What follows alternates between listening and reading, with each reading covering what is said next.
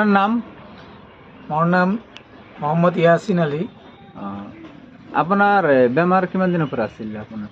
মই প্ৰায় 4 বছৰৰ পৰা ভুগি আছিলোঁ। আচ্ছা। এটা কৰ্নিক ডিচেণ্ট্ৰি বুলি কয়। হয় মানে কিবা মাংসজাতীয় বস্তু খালে হয় খাওয়াৰ পিছত আধা ঘন্টা 10 মিনিট পিছতে মানে পেট বিষ কৰি পায়খানাটো চলি আছে। আপুনি ডক্টৰ তাত আগত কিমানবাৰ ঔষধ খাইছিল?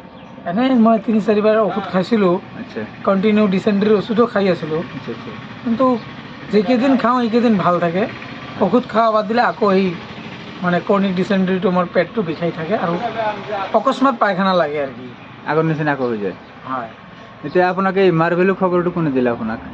মাৰ্ভেলৰ খবৰটো মই আমাৰে ওচৰৰ গৌৰনগৰত কাম কৰি থকা এজন বন্ধু আচ্ছা জয়নাল আবেদিন আচ্ছা ছাৰে মানে তেখেতৰ লগত বন্ধু। হয় তেখেতৰ লগত কথা পাতোতে এদিন কথাটো উলিয়ালে। হয় তেখেতে ক'লে যে মোৰ ওচৰত এটা মেডিচিন আছে, আপুনি খাই চাব পাৰে।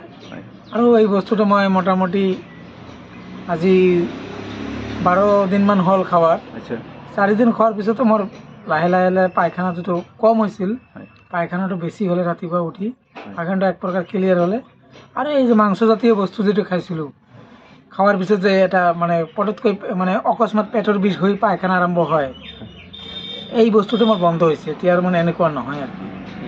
আৰু মানে অলপ টোপনিটো অলপ ভাল হৈছে আৰু অলপ গাটো মানে শৰীৰটো অলপ এনাৰ্জি পাব নিচিনা। চেহেৰাটো আপোনাৰ ধুনীয়া হৈছে এতিয়া। আৰু আৰু আপোনালোকে চাইছে হয় এইটো আপুনি চাওঁ কোনটো মাল আপুনি খাইছে, মালটো অলপ দেখাই দিব। এইটো নামটো উঠাই দিন নামটো নামটো উঠা নাই হেৰি আপুনি এতিয়া ৰাইজক কি কয়?